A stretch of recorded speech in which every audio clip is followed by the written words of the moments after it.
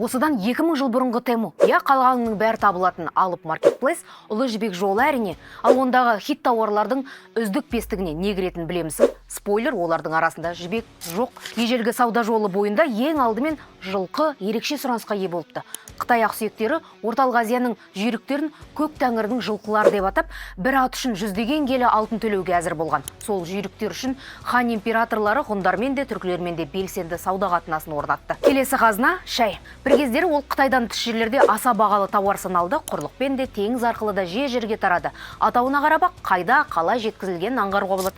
Бағалы тастар да Ұлы жібек жолының басты байлығы еді. Самарқан мен Бұхара базарларына лазурит, інжу мен лағыл әлемнің түкпір-түкпірінен ағылып жатты. Тіпті Еуропада тюркуаз деп аталып кеткен бағалы тастың мағынасы түркілік тас екенін білушімен.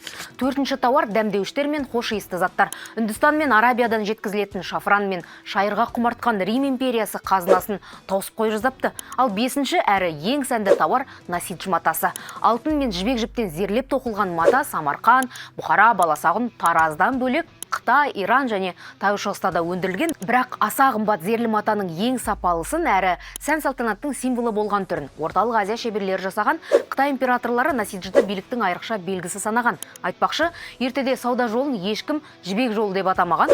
Бұл атауды 19 ғасырда неміс географы ойлап тапқан. Қалай болғанда да ұлы жібек жолы тек сауда жолы емес, әлемнің дәмін, сәнін, байлығын, әртүрлі халықтардың ой санасын өзгерткен алғашқы ғаламдық желі болған ғой. Сол заманда өмір сүрсең, жібек жолындағы саудагерлерге жаңа жыл қарсаңында қай сыйлыққа тапсырыс берерің пікірге жаза кет.